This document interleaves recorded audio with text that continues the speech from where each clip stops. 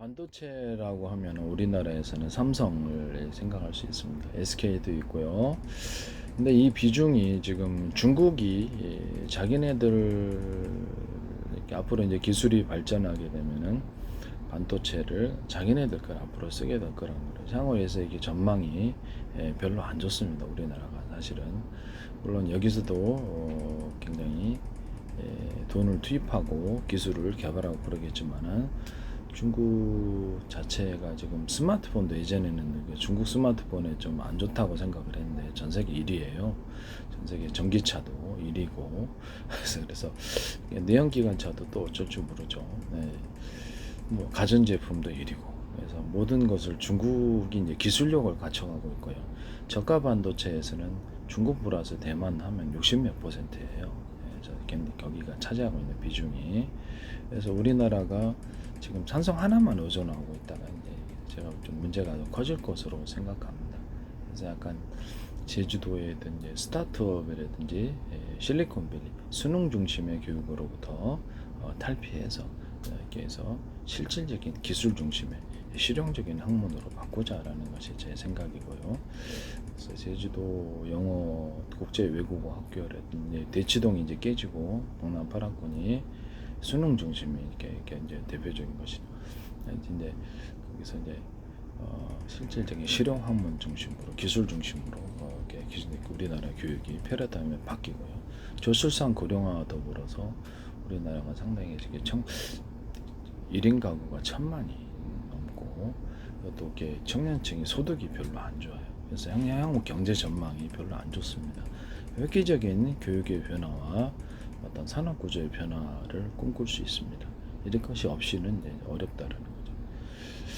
기술이 그만큼 앞으로 미래 시대에는 중요할 것 같고요. 지적재산권 특허도 정말 중요할 것 같습니다. 그래서 이제 반도체 수출 비중을 잠깐 보겠는데 반도체가 이게 용인신문 반도체 산업통상자원부에서 2024년 4분기 1 수출액 반도체가 전체 수출액의 20.6%를 차지. 이게 이제 문제가 된다는 거죠. 반도체 수출 비중이 21개월 만에 최고치. 대중국 수출 비중이 79.8%입니다.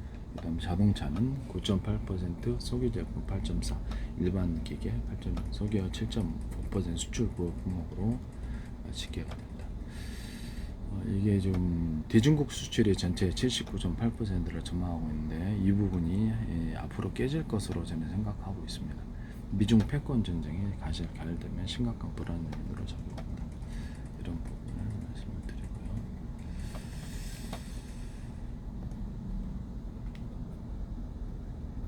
드리고요. 중국은 반도체에 집중 투자를 하고 있고요. 향후 5년 안에 향후 5년 안에 반도체에 있어서 우리가 크게 꺾일 수도 있다.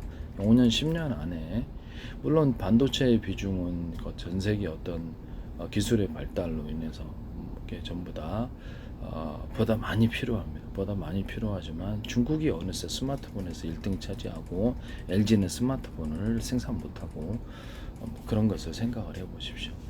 이게 한국 경제에 대해서 저출산 고령화도 그래서 학령 인구도 대폭 축소되고 그래서 이게 근본적으로 패러다임의 변화가 요구된다는 거죠.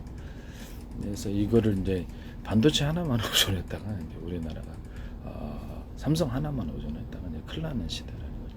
여기서 이제 대기업 중심의 어떤 재벌 중심의 수출 구조에서 대만처럼 가야 될지, 대만이 올바른 건 아니지만 미국처럼 스타트업이 출발해서 대기업으로 출발하는 이런 기술 구조가 반드시 있어야 된다고 저는 생각하고요. 그러기 위해서 어렸을 때부터 교육을 실용 학문으로 기술 중심의 교육으로 창의적인 교육으로 만들어야 된다. 그래서 제주도 같은 데도 그렇고 우리나라 전 교육이 앞으로 바뀌어야 될 것 같아요. 이런 부분을 말씀을 드립니다. 이게 전망이 우리나라 전망이 그렇게 썩 좋지는 않다고 저는 생각하고 있고요. 주요 경쟁 부분에서 중국과 경쟁이 계속 이렇게 이루어지고 있기 때문에 이 부분에 다 밀리고 있어요. 지금 다 밀리고 반도체 하나 남았는데 자동차가 남았는데 자동차도 현재 기아차가 지금 중국에 철수했지 않습니까? 이런 거 보면 쉽지 않은 것 같아요. 네. 그래서 이게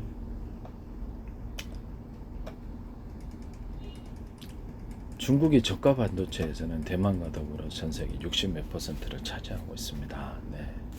공급에 있어서 중국 정부가 자동차 제조업들에게 자국산 반도체 사용 비중을 약 25% 높이도록 가이드라인을 제시했다.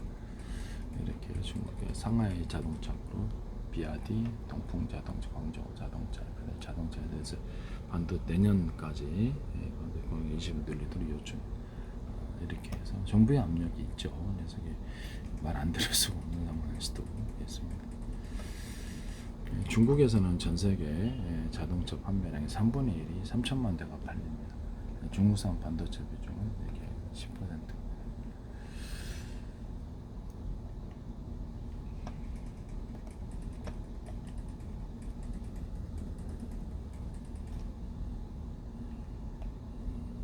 우리가 중국 시장에서 작아지는 한국 중수입액 비중 6%로 밀렸다.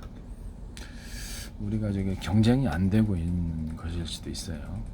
중국이 자기네 상품으로 다 대체를 하고 있다는 거. 자기네가 다 생산할 수 있다. 이런 부분이 있습니다.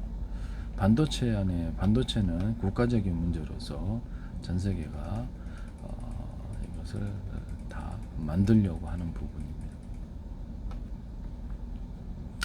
2013년까지 중국 시장 점유율이 20% 1위였던 삼성전자 스마트폰이 화웨이, 샤오미 중국 업체들에 밀려나 중국 시장에서 존재감이 없어요. 애플도 아마 그렇게 되리라고 생각합니다.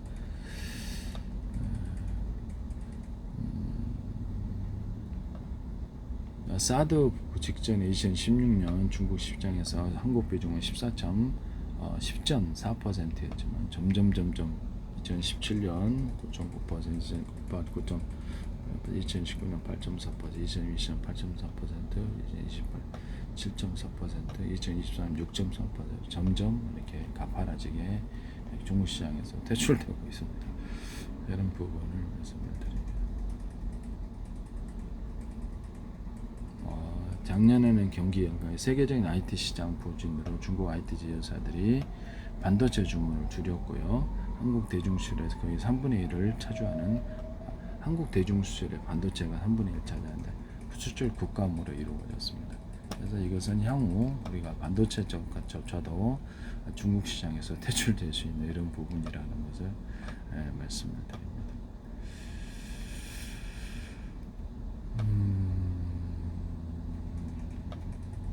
이게 중국 의존도를 낮추는 것뿐만 아니라 우리가 경쟁력을 갖춰야 돼. 교육의 비중이 달라지지 않은 이 부분이 향후 우리나라가 경제 부분에 있어서 무역 경쟁에 있어서도 상당히 문제가 생길 수밖에 없는 그런 부분입니다.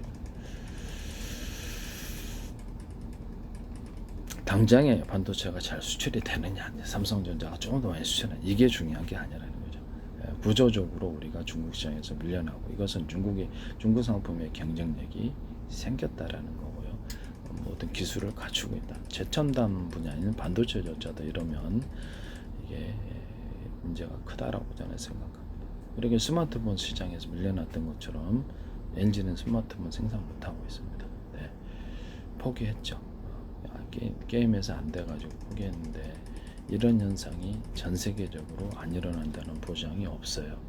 사우디조차도 반도체 만드는, 쿠웨이트조차도 이렇게 스마트폰 산업 기반이 없는, 비교적 이렇게 덜 없는 나라조차도 베트남에서 반도체 만들고 스마트폰 만들지 어떡합니까? 브라질 같은 데서 전 세계에서 만들다 보면 우리나라가 수출할 게 없어요. 그래서 이런 저출산 고령화 맞물려서 경제적으로 향후 전망이 별로 안 좋은 상황입니다. 이런 부분을 말씀을 드리고요. 중국 수출이 지금 날이 갈수록 문제가 생기고 있다라는 거죠. 그래서 이에 대한 특별한 힘이 있어야 될 텐데 그것은 교육입니다. 교육으로 일어났던 나라에서 교육의 수능 중심의 시험 보기 한 그런 교육은 이제 버려야 될 것으로. 그래서 실용적인 학문, 기술이 중요한 시대.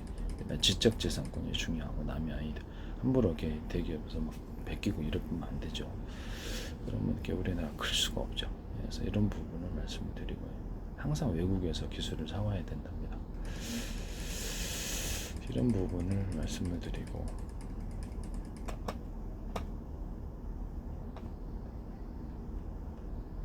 향후 이것이 문제가 클 것이다라고 생각합니다.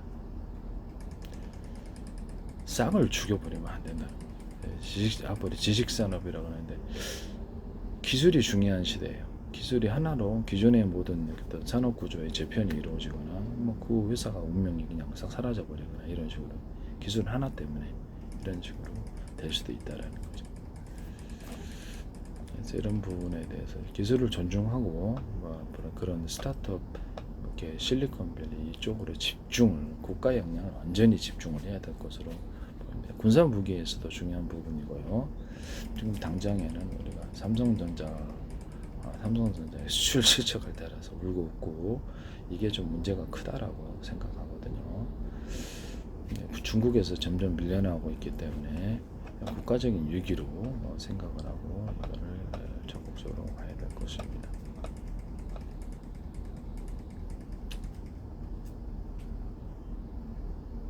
우리나라가 지금 무역 적자가 생겼다가 다시 조금 회복이 되고 있는데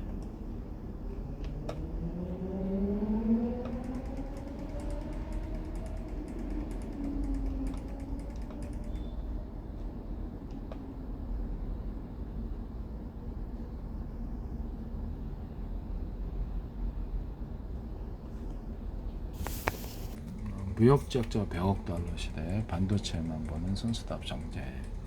작년 무역 수지가 100억 달러 적자를 기록했습니다. 그래서 2년 연속 적자고요. 원인은 반도체 수출 부진입니다. 반도체 이제 중국에서 점점 퇴출된다고 제가 말씀을 드렸죠. 그래서 국가적인 위기가 있다라는.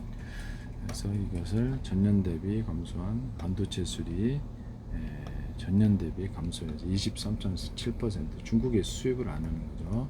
986억 달러를 이렇게 대중국 반도체 수출의 급감으로 인해서 수출에서 반도체 비중이 20% 차지합니다. 그래서 반도체 수출 물량이 줄어들면 이게 상당 부분 문제가 생긴다는 거죠. 한국의 어떤 청년층도 일자리가 그렇게 고급 일자리가 많이 없어서 이게 좀 문제가 아파트를 지생활을 할지 못할 수도 있어요. 앞으로 10년, 20년 내에 한국의 반도체 산업이 그래도 이게 기존의 고령층이 살아있으면 자산을 갖고 있어서 문제가 없을 수도 있지만 지역에 따라서 특히 지방 부동산 아파트 중심의 이제 시대가 저물고 있습니다. 외국에서 이제 들어와 주지 않으면 어렵죠. 건설에 있어서 향후 지속적인 타격을 보일 것으로 생각하고요. 그래서 이렇게 북한 근데 그건 뭐 나중에 일이고 이렇게 건설업체가 지속적으로 앞으로 문제가 생길 것 같아요.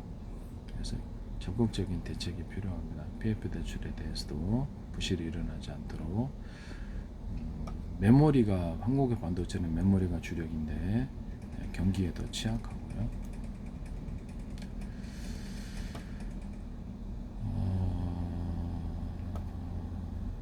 이런 부분을 말씀을 드립니다.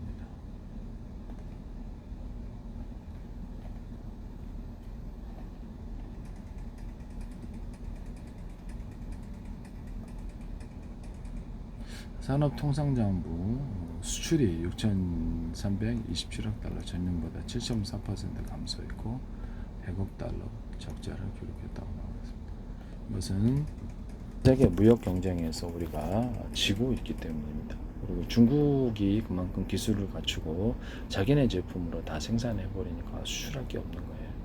그래서 획기적인 창의적인 교육이 필요하고 그래서 그 기술을 보호하고 이쪽은 신기술로 싸우고 저쪽은 고기술로 싸우고 이쪽이 승리하게 돼 있습니다. 기술 하나에도 사람들은 기업 하나가 사라지거나 국가 운명이 달라지거나 이럴 수 있는 기술 중심의 앞으로 전 세계가 굉장히 갈 것으로 생각합니다. 교육의 패러다임이 획기적으로 바뀌지 않는 이상 이 부분은 결코 해결이 안 될 것이다.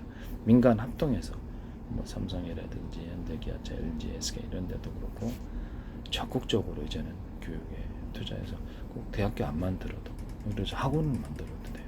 학원을 만들어서 기술을 체계적으로 교육을 시켜버리면 기존의 성인 대상으로 해서 언제 초중고 대학교 만들어서 언제 그거를 갖다 교육 인재를 만들어냅니까?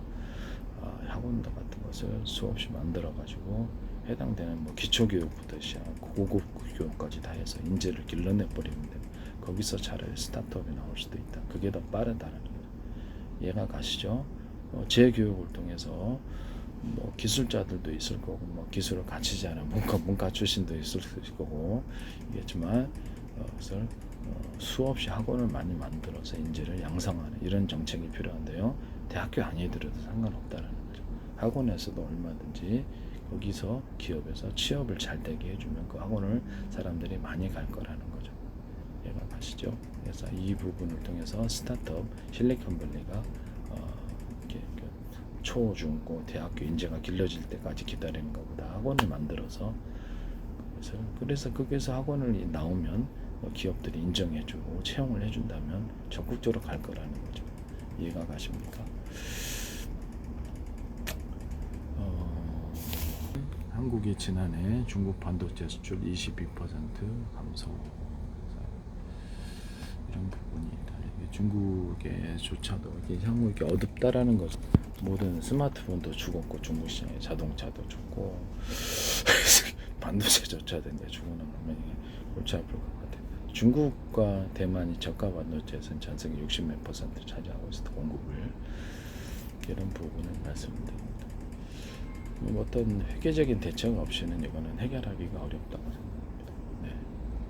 민간 합동에서 이거를 교육의 패러다임을 변화시키는 거 외에, 그 다음에 언제 대학교 만들고 언제 초중고 만들어서 이거를 할 것이냐, 학원을 만들어서 거기 나오는 사람을 채용을 많이 해주면 달라질 거다.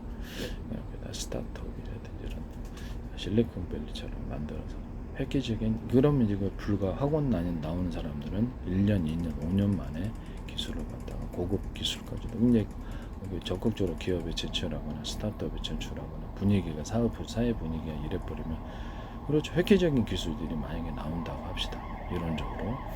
그러면 기존의 전 세계 패러다임을 한국 경제가 바꿀 수도 있다라는 것입니다. 네, 저도 기술을 많이 발표하고 있는 입장에서 전공이 아니에요. 그래서 여러 가지 기술, 반도체라든지 이렇게 내놓지만 제가 좀 특이한 능력이 좀 있어가지고 관련된 용어도 잘 몰라요. 근데 인터넷을 보고, 진짜 의학도 그렇죠. 의학도 그렇고 특허를 10건을 제출했는데도 치료가 되는데도 안 주더라고요. 저는 저 의학을 제 거 갖고 치료하거든요. 100%입니다. 100%. 예전에 한번 제가 병원에 십이지장경을 입원한 이후로, 넘어져갖고 깨맨 이후로 병원을 가본 적이 없고요. 그래서 거의 대부분의 질병을 웬만한 것은, 저도 뭐 신이 아니라서요, 웬만한 것은 이렇게 다 치료를 다 자체적으로 하고 있는 상황. 치료가 되는데도 간단히 치료합니다. 독감 같은 거 이런 거 되게 간단히 치료하고, 이렇게 허리 아픈데 이런 것도 교정도 스스로 하고 있고요. 운동을 하다 보니까, 무슨 하다 보니까 스스로 이게 동영상 보세요, 다 있습니다. 치료 방법이 정립이 돼 있어요. 저도 과학적인 사람이라서요. 그래서 의학 부분을 스스로 정립을 했고, 과학 부분을 이렇게 기술을 많이 만들었는데 관련된 용어를 몰라요. 그쪽을. 왜 그러냐면 그쪽 전공이 아니라서 그렇습니다.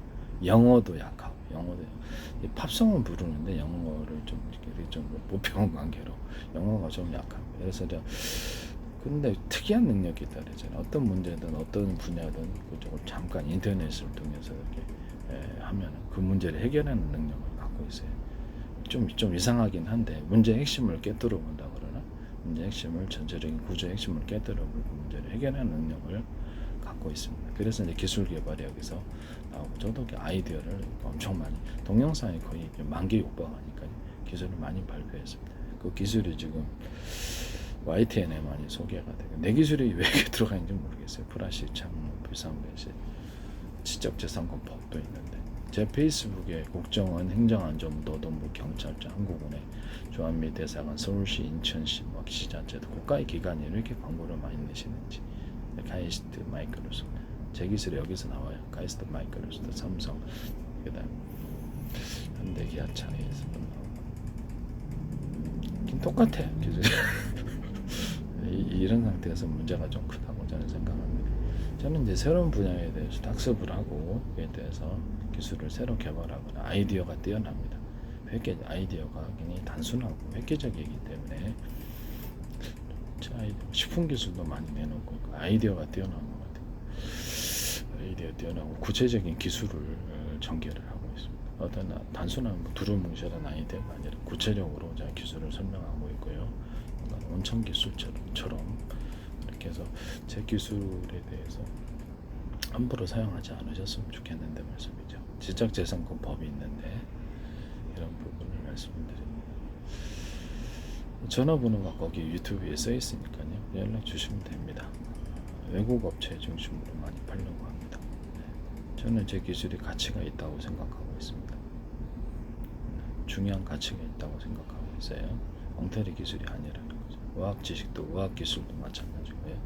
이런 부분을 말씀드리고 의학도 거의 웬만한 건 다 치료가 가능한 부분이나 개인이 어떤 타인을 치료하는 것이 불법이기 때문에 저는 제 자신만을 치료하고 있습니다. 그래서 그렇지만 뭐 그 의학을 약품을 치료 방법이나 약품 어떤 식품을 통해서 어떤 약초를 통해 개발하는 불법이 아니기 때문에 이런 부분에 대해서 기술을 판매를 할 수는 있거든요. 네, 그런 부분을 말씀드립니다. 기술 판매를 원하고 있고요. 이런 부분을 외국 업체들 중심으로 했으면 참 좋겠는데. 네.